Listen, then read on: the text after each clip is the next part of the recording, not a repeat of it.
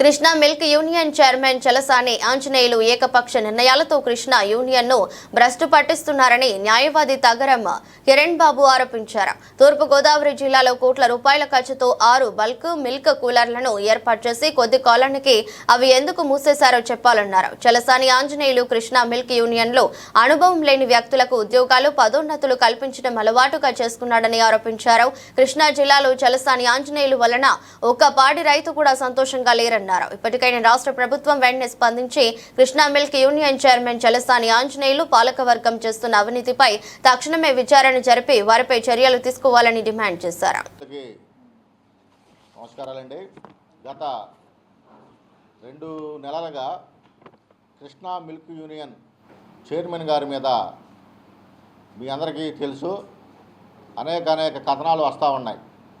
ఇదే కథనాల మీద గన్నవరం నియోజకవర్గ ఎమ్మెల్యే గారు అసెంబ్లీలో కూడా కృష్ణా మిల్క్ యూనియన్ యొక్క అవినీతి భాగవతం గురించి అసెంబ్లీలో ప్రస్తావించి మిల్క్ యూనియన్లో జరుగుతున్న అవినీతిపై ఎంక్వైరీ చేయవలసిందిగా కూడా కోరి ఉన్నారు.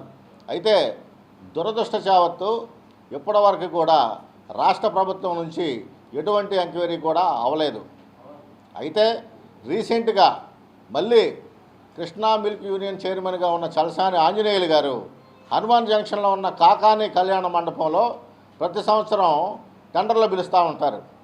ఈ టెండర్లను కూడా పబ్లిక్ టెండర్లు లేకుండా ఆక్షన్ రూపంలో తన సొంత మనుషులకి మాజీ ఎమ్మెల్యే వల్లభనేని వంశీ అనుచరుడైన కొల్లి వెంకటరావుకి కట్టబెట్టారు.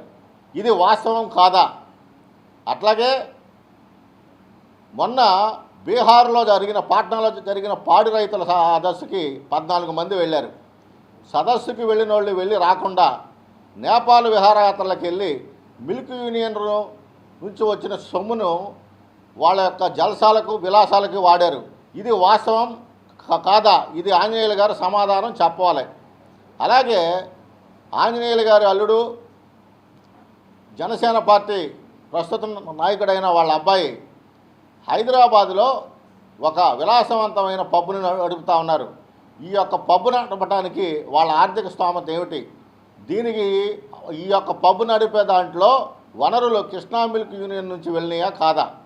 అట్లాగే నరసరావుపేటలో పాల డైరీ పెట్టి కోట్ల రూపాయల కుంభకోణం చేసిన కొల్లి ఈశ్వరరావు అనే వ్యక్తిని కృష్ణా మిల్క్ యూనియన్లోకి తీసుకొని అతనికి ఎండీగా పోస్ట్ ఇచ్చి అత్యధిక వేతనం ఎందుకు ఇస్తున్నారు?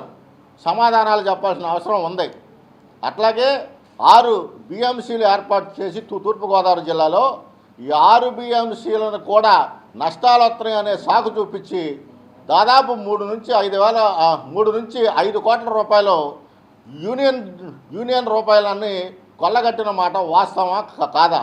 వీటన్నిటికీ కూడా చలసాని ఆంజనేయులు గారు సమాధానాలు చెప్పాలి. చలసాని ఆంజనేయులు